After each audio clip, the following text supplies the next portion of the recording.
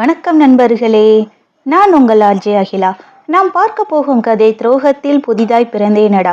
இந்த அழகான கதையை எழுதியவர் உமாமதி அவர்கள். எபிசோடு 29. கதையின் தொடக்கம். அர்ஜுனின் கேள்விக்கு சரியான பதில் கொடுக்க முடியாத மீனா, நீங்க ஆணாதிக்கம் பிடிச்சவர் என்று கோபமாக கூற, அர்ஜுனின் மனசாட்சியோ அவளை பார்த்து கேலிதான் செய்தது. மீராவிடம் நடந்து கொள்வது போல் இவளிடம் நடந்து கொண்டால் ஒரே நாளில் பிச்சுக்கொண்டு ஓடிவிடுவாள் என்று எள்ளி நகையாடியது.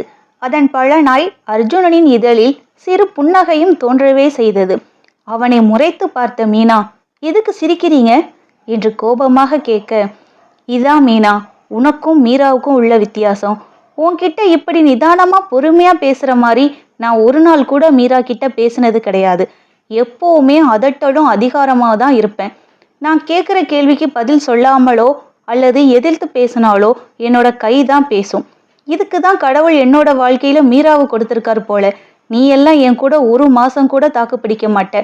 என் குணத்துக்கும் உன் குணத்துக்கும் சத்தியமா செட் ஆகாது என்று அர்ஜுன் கூற, அவன் பேச்சை மாற்றியதில் அவளுக்கு உள்ளுக்குள் சந்தோஷமாக இருந்தது.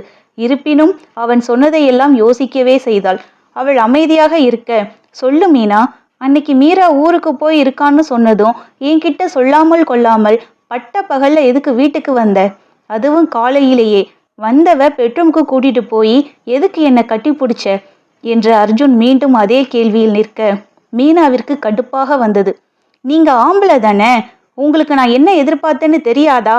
அதை வாய் திறந்து நானா சொல்லணுமா? நீங்க என்ன சின்ன குழந்தையா? நானா நெருங்கி வந்தாலும் நீங்க விலகி விலகி போறீங்க.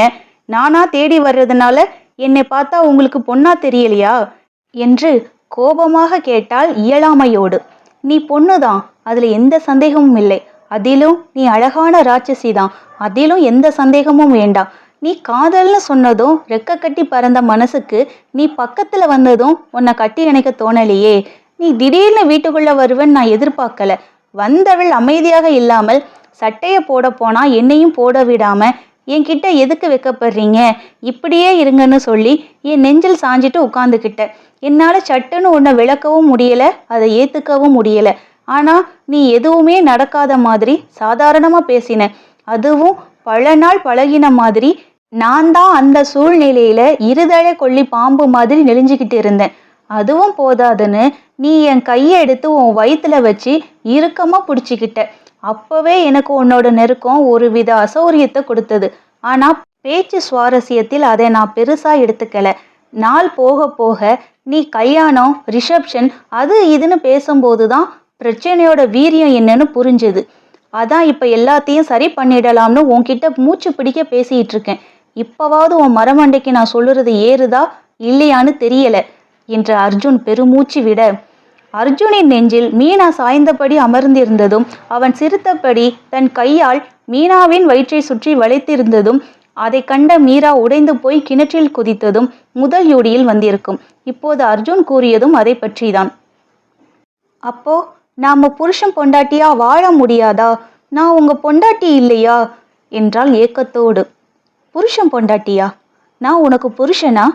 நீ எனக்கு பொண்டாட்டியா என்று அர்ஜுன் புருவத்தை உயர்த்த, மீனா பதில் சொல்ல முடியாமல் தலை குனிந்து கொண்டாள். இங்கு துளசி மீராவை ஆச்சரியத்தோடு பார்த்து கொண்டிருந்தாள். என்னடி சில மாதிரி உட்கார்ந்துருக்க, நான் சொல்றது சரியா தப்பான்னு சொல்லு என்று மீரா கேட்க, நீ சொல்றது ஒரு வகையில சரிதான், இல்லைன்னு சொல்லல. ஆனா நீ ரொம்ப நல்லவளா இருக்கிறியோன்னு தோணுது. அப்படி இருந்தா எல்லோரும் உன்னோட தலையில மிளகா அரைச்சிட்டு போயிடுவாங்க. கொஞ்சம் உஷாரா இரு. தப்பு பண்ணவ அந்த மீனா.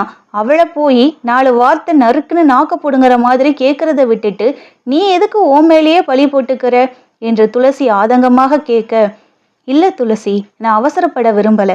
இதுல மீனாவோட தப்பு என்ன இருக்கு? அவளை போய் நான் எதுக்கு கேள்வி கேட்கணும் என்று மீரா கேட்க, என்னடி இப்படி கேட்டுட்ட? உன் புருஷன் உனக்கு துரோகம் பண்ணதுல உனக்கு மூலக்கோளாறு ஆயிடுச்சா? அவளை கேள்வி கேட்காம வேற யார கேள்வி கேட்கறது? அடுத்தவளோட புருஷன்னு தெரிஞ்சும் உன் புருஷனோட பல்ல காட்டிட்டு பேசுறாள்ல, அவள் நல்லவளா என்று துளசி உக்கிரத்தோடு கேட்க, விரக்தியாக சிரித்த மீரா, ஒரு பொண்ணுக்கு இன்னொரு பெண்ணு தான் எதிரின்னு சொல்லுவாங்க இல்ல, அதுக்கு சிறந்த உதாரணம் இதுவா தாண்டி இருக்கும்.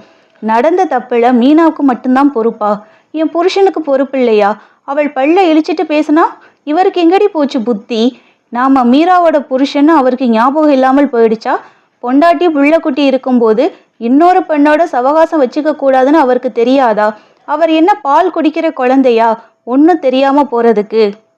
மொத்த தப்பு இவர் மேல வச்சுக்கிட்டு அந்த பொண்ணை போய் நான் குறை சொல்ல முடியுமா? அந்த பொண்ணுக்கு கல்யாணம் ஆகல. என் புருஷனும் பார்க்க வாட்ட சாட்டமா அழகா இருக்காரு. அவர் அழகு மேல எப்பவுமே எனக்கு ஒரு கண்ணு இருந்துகிட்டே இருக்கும். அப்படி இருக்கும்போது மீனா அவர்கிட்ட விளைஞ்சதெல்லாம் சாதாரணம்தான். ஆம்பளையும் பொம்பளையும் தப்பு பண்றாங்கன்னா ஏன் ஆம்பளை மட்டும் கண்டு காணாமல் விட்டுட்டு அந்த பொண்ணை மட்டும் குத்த சொல்லுறது எப்படி சரியா இருக்கும் என்று மீரா கேட்க, அடிப்பாவி, விட்டா நீயே அந்த மீனா மேல எந்த தப்பு இல்லைன்னு சொல்லி உன் புருஷனை தூக்கி அவகிட்ட கொடுத்துடுவ போல என்று துளசி கடுப்போடு கூற, சே, ஒரு நாள் என் புருஷனை யாருக்கும் நான் விட்டு கொடுக்க நினைக்க மாட்டேன். இதுல மீனா மேல மட்டும் தப்பு சொல்ல விரும்பல, என் புருஷன் மேலேயும் தப்புன்னு சொல்ல வந்தேன். அதை நீ தப்பா புரிஞ்சுக்காத என்று மீரா விளக்கமாக கூற, சரி, அவர் மேல தப்புதான்னு புரியுதில்ல, அப்புறம் ஏண்டி நான் தான் சரியா கவனிச்சுக்கலையேன்னு வருத்தப்பட்ட என்று துளசி கேட்க, என் புருஷன் ஒன்றும் பொம்பளை பொறுக்கி இல்லடி. சிடுன்னு பேசினாலும் எங்களுக்கு எந்த குறையும் வச்சதில்லை. அவர் எப்போவும் இதே வேலையா தெரிஞ்சிருந்தா இந்த 8 வருஷத்துல எத்தனையோ பொண்ணுங்களோட சவகாசம் வச்சிருக்கலாம். ஆனா அப்படி இல்லாம இப்ப இத்தனை வருஷம் கழிச்சு அவருக்கு இந்த மாதிரி ஒரு உறவு ஏற்பட்டு இருக்குன்னா அதுக்கு என்ன காரணம்னு யோசிச்சு பார்த்தேன். அப்படி யோசிக்கும் போதுதான் நான் என்ன தப்பு செஞ்சேன்னு ஓரளவுக்கு புரிஞ்சுக்க முடிஞ்சது. முதல் விஷயம், 1க்கு 2 பிள்ளைகள் ஆனதும் நான் பெருசா அவர் கூட தாம்பத்தியத்தில் ஈடுபாடு காட்டினதில்லை. ஆனாலும் அவர் எதிர்பார்க்குற நேரத்துக்கு நான் தடை போட்டதும் இல்லை. அவர் நினைக்கிற நேரத்துக்கு எங்களுக்குள்ள எல்லாமே நடக்கும். ஆனா அதுல ஒரு உயிர்ப்பு இருக்காது. நான் ஒரு ஜடம் மாதிரி இருப்பேன். இப்போ இந்த ஒரு வாரமா நானா அவர்கிட்ட நெருங்கி போனதும் அவரோட பார்வை என் மேல அதிகமா இருக்கு. என்னை விட்டு இருக்கவே மாட்டேங்கிறாரு. சில நேரம் எனக்கு சலிச்சு கூட போயிடும். எப்பவும் இதே நினைப்பா இருப்பார்னு கூட கடுப்பாகும் என்று மீரா சலிப்போடு கூற, அடக்கடவுளே, நான் ஏதோ ஒரு வாரமா அழுது வடிஞ்சி சோகத்துல இருப்ப, ஆறுதலா 4 வார்த்தை பேசிட்டு போகலான்னு வந்தா நீ உன் புருஷனோட கும்மால போட்டதெல்லாம் சொல்லி என்னை கடுப்பேத்திரியா என்று துளசி முறைக்க, ஹேய், கடுப்பேத்தலடி, அவர் இப்படி வழிமாறி போக என்ன காரணமா இருக்குன்னு யோசிச்சேன். நிச்சயமா அது உடல் சுகத்துக்கா இருக்காது. என்கிட்ட இல்லாதது அந்த மீனா கிட்ட என்ன இருக்குன்னு யோசிச்சு பாரு. நான் படிக்கல, அவ படிச்சிருக்கா. நான் சம்பாதிக்கல, அவ இப்பவே கவர்மெண்ட் வேலையில இருக்கா. பார்க்க பகட்டாவும் தெரியுறா. நான் சுத்த பட்டிக்காடா இருக்கிறேன். 2 பேருமே நல்லா படிச்சிருக்காங்க. அவங்களுக்குள்ள எல்லாமே ஒத்து போகுது. ஆனா எங்களுக்குள்ள எதுவுமே ஒத்து போகாது. அவரோட எண்ணங்கள் வேற மாதிரி இருக்கும், என்னோட எண்ணங்கள் வேற மாதிரி இருக்கும். இதுதான் அவர் இன்னொரு பொண்ணை தேடி போக காரணமாக இருக்கும். நிச்சயமா வெறும் சுகத்துக்காக மீனாவோட தொடர்பு வச்சிருக்க மாட்டாரு. அந்த சுகத்தை அவர் போதுங்கிற அளவுக்கு என்கிட்டயே அனுபவிக்கிறாரு. அப்புறம் எதுக்கு மீனாவை தேடி போக போறாரு என்று மீரா கூற, நீ தேர மாட்டடி, தேரவே மாட்ட. உன் இடத்துல நான் இருந்திருந்தா இந்நேரம் மீனாவோட வாசல் நின்று வண்டியா கழுவி ஊத்திருப்பேன்.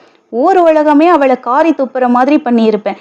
அவளோட மானம் மரியாதையா ஒரே நாள்ல கப்பலேத்திருப்பேன் என்று துளசி சிடுசிடுப்போடு கூற, அப்படி பண்ணா என்ன நடக்கும் துளசி? ஒன்று அந்த பொண்ணோட வாழ்க்கை கேள்விக்குறியாகும், இல்லைன்னா என் புருஷனால அவளோட வாழ்க்கையே வீணா போயிடுச்சுன்னு சொல்லி அவருக்கே 2ஆம் தரமா கல்யாணம் பண்ணி வைக்கவும் வாய்ப்பு இருக்கு. இங்க எனக்காக பேசுறதுக்கு யார் இருக்காங்க? அதுவே மீனாவுக்காக பேச நிறைய பேர் இருக்காங்க. அவங்க பொண்ணு மேல தப்பே இருந்தாலும் ஊருக்கு முன்னாடி விட்டு கொடுத்துடுவாங்களா? என் புருஷன்தான் அவங்களோட மனசை கெடுத்துட்டார்னு சொல்லி அவர் தலையில கட்டி வச்சிடுவாங்க. அவராலையும் மறுக்க முடியாது. இது நானே அவங்கள சேர்த்து வைக்கிறதுக்கு சமம். ஒரு நாளும் நான் அந்த தப்பை பண்ணவே மாட்டேன் என்று மீரா அழுத்தம் திருத்தமாக கூற, துளசியும் அவள் கூறியதை யோசிக்க ஆரம்பித்தாள். இங்கு அர்ஜுன் மீனாவின் பிடிவாதத்தால் அங்கேயே தங்கும்படியான நிலை உண்டானது. இதோடு இன்றைய எபிசோட் நிறைவடைகிறது நண்பர்களே. மீண்டும் அடுத்த எபிசோடில் சந்திப்போம். இந்த வீடியோ உங்களுக்கு பிடித்திருந்தால் லைக் பண்ணுங்க, ஷேர் பண்ணுங்க. கீழே உங்களுடைய கருத்துக்களை கமெண்ட் பகுதியில் பதிவிட மறக்காதீங்க. இந்த கதையின் மற்ற எபிசோடுகளை பார்க்க விரும்பினால் நம்முடைய பிளேலிஸ்டில் பார்த்து கொள்ளலாம். அதோடு இந்த கதையை முழுசா நீங்களே படிக்க நினைச்சீங்கன்னா டிஸ்கிரிப்ஷனில் லிங்க் கொடுக்கப்பட்டுள்ளது. அந்த லிங்கை பயன்படுத்தி கதையை முழுசாக படிக்கலாம். மீண்டும் அடுத்த எபிசோடில் சந்திக்கிறேன். நன்றி.